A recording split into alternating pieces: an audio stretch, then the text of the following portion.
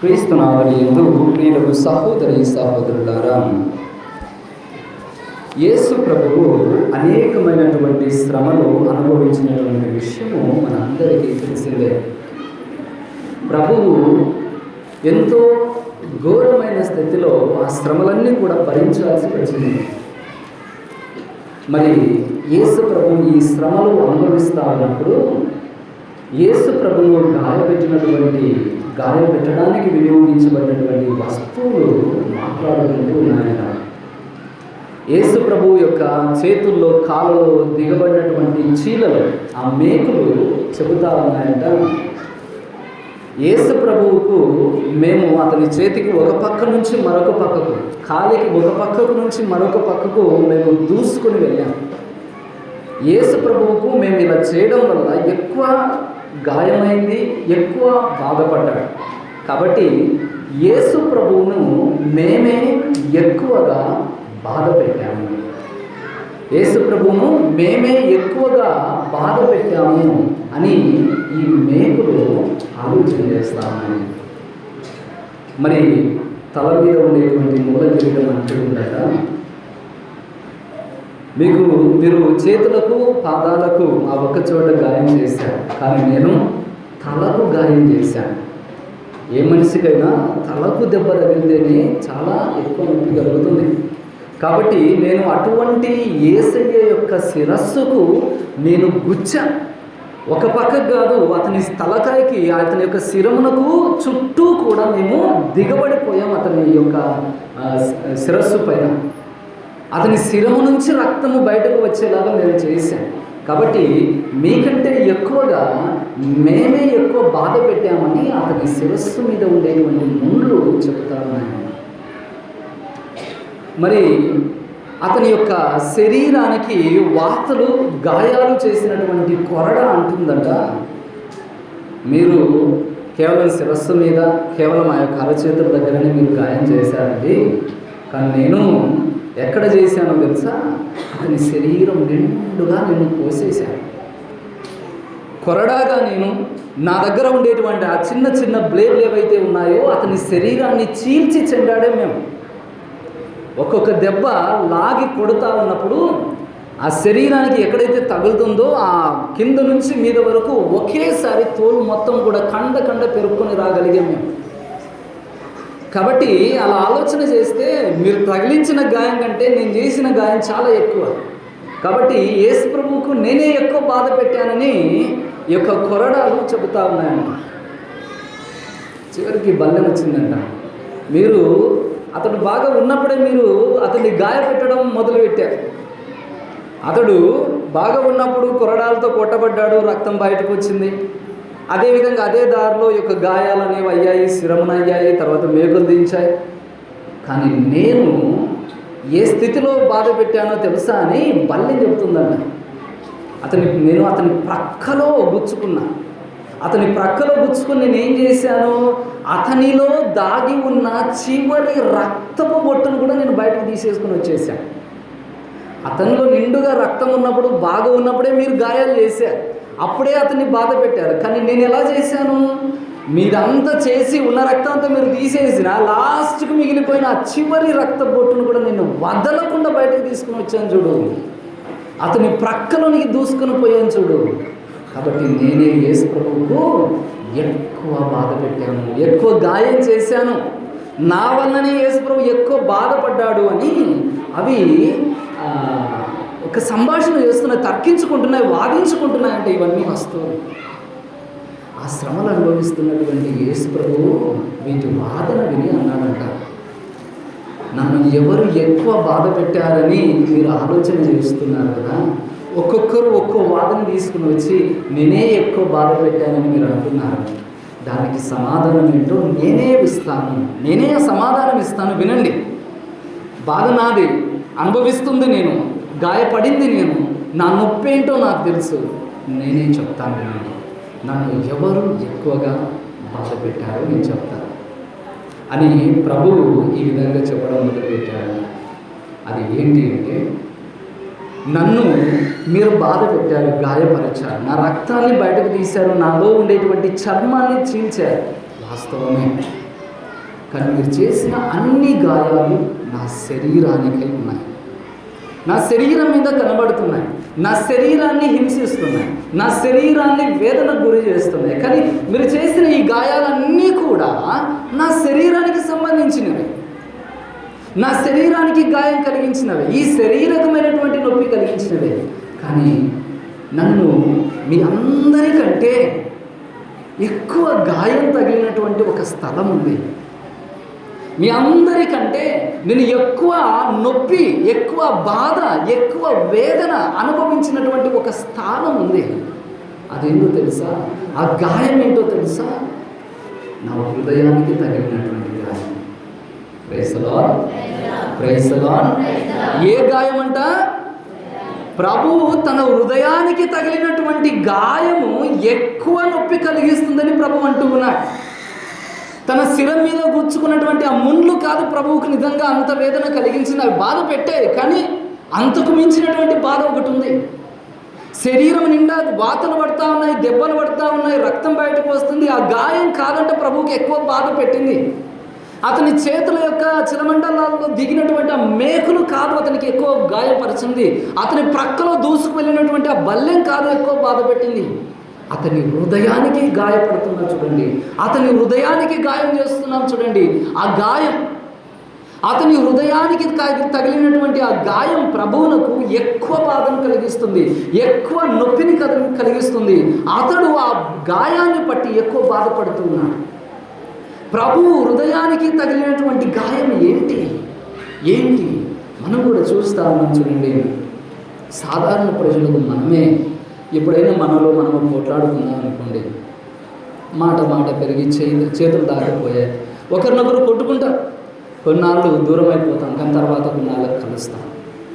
చేత్తో కొట్టినటువంటి దెబ్బ ఏదో ఒకరోజు మర్చిపోతామేమో, కానీ ఏదో ఒకరోజు సూటిపోటి మాటలతో మనసును గాయపరుస్తాం చూడు, ఆ మాట చచ్చేంత వరకు ఉంటుంది. కొన్నిసార్లు ఆ గాయం అంత తొందరగా మారదు.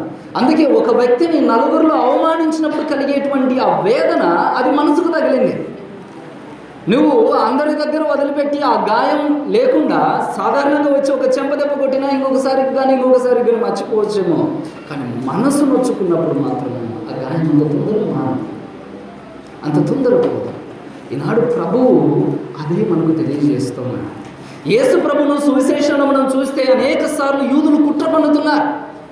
అతన్ని ఏ విధంగా చంపేద్దాం, ఏ విధంగా మట్టు పెట్టేద్దాం, ఏ విధంగా అతని జీవితాన్ని తుదముట్టించేద్దాం అని ప్రయత్నం చేస్తూ ఉన్నారండి.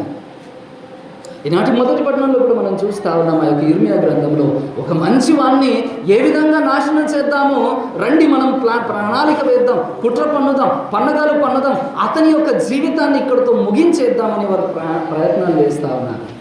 సువిశేషాలను మనం చూస్తూ ఉన్నాం. యేసు ప్రభుని ఎక్కడ దొరుకుతాడా, ఎక్కడ పట్టుకుందామా ప్రయత్నం చేస్తున్నాం. అతని యొక్క జీవితానికి ముగింపు పలకడానికి తన సొంత ప్రజలే అతనికి ఇటువంటి అవమానకరమైన స్థితిలో చంపాలని ప్రయత్నం చేస్తూ ఉన్నప్పుడు అతనికి బాధ కలుగుతుంది. వాస్తవానికి వాళ్ళు చేసినటువంటి గాయముల కంటే తన సొంత ప్రజలే తనకి ఇలా చేశారనేటువంటి గాయం ఎక్కువగా ఉంది అతని మనసులో. మనం కూడా యేసు ప్రభువుకు బాధ పెడతా ఉంటాం. అతని యొక్క హృదయానికి కలిగించేటువంటి గాయం ఉంది చూడండి, అది ప్రభువుకు ఎక్కువ బాధ కలిగిస్తుంది.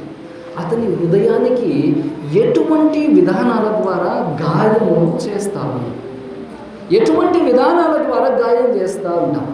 మొట్టమొదటిగా దేవునికి తన యొక్క స్థానాన్ని తనకు ఇవ్వకపోవడం ద్వారా మనం దేవుని బాధ పెడతాం.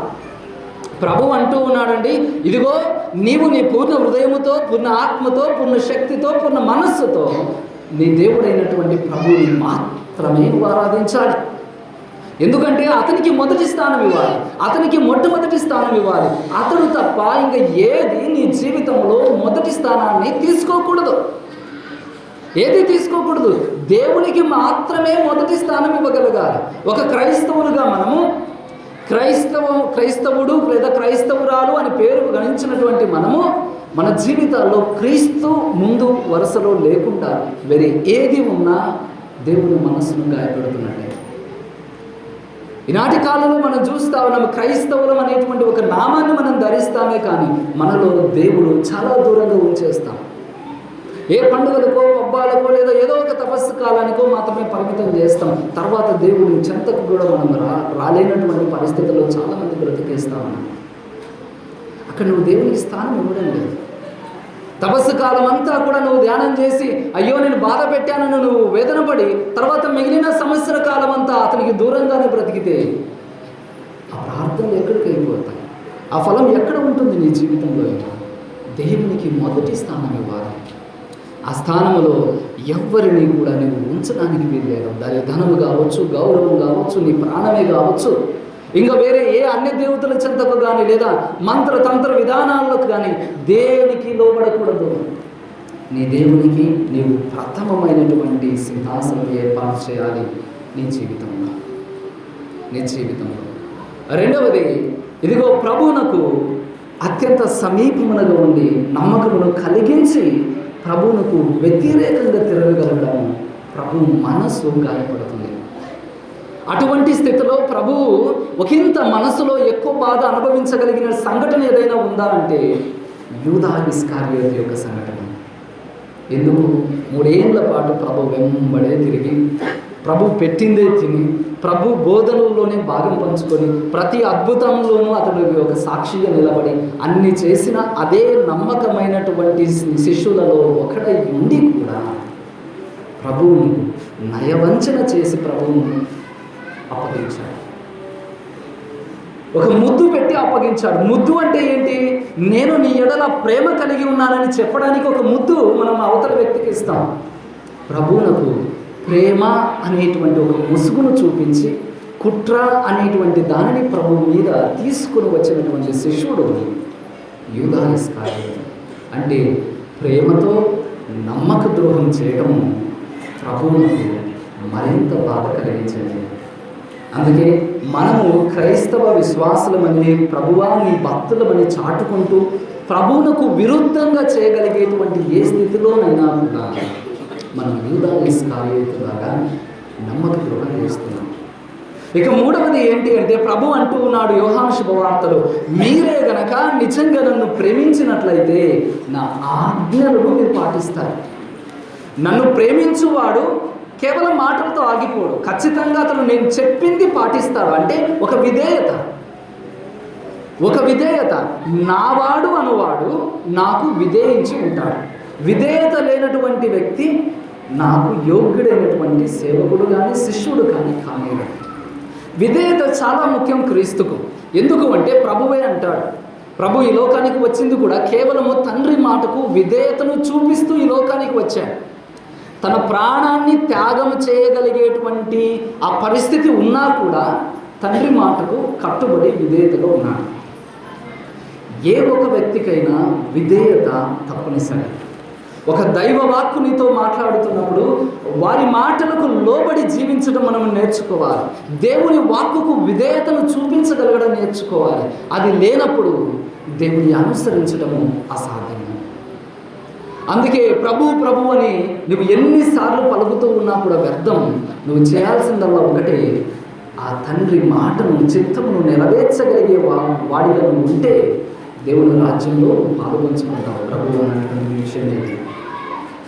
కాబట్టి ప్రియులకు సహోదరులారా, ప్రభువునకు ఎవరైతే ఇదిగో మేము నీ పక్షంలో ఉన్నాము, నీతో పాటు ఉంటామని చెబుతూనే అతని వెంబడి వినలేకపోయినా విధేయత చూపలేకపోయినా వారు ప్రభు మనసును గాయపెట్టిన వారు ఉంటున్నారు.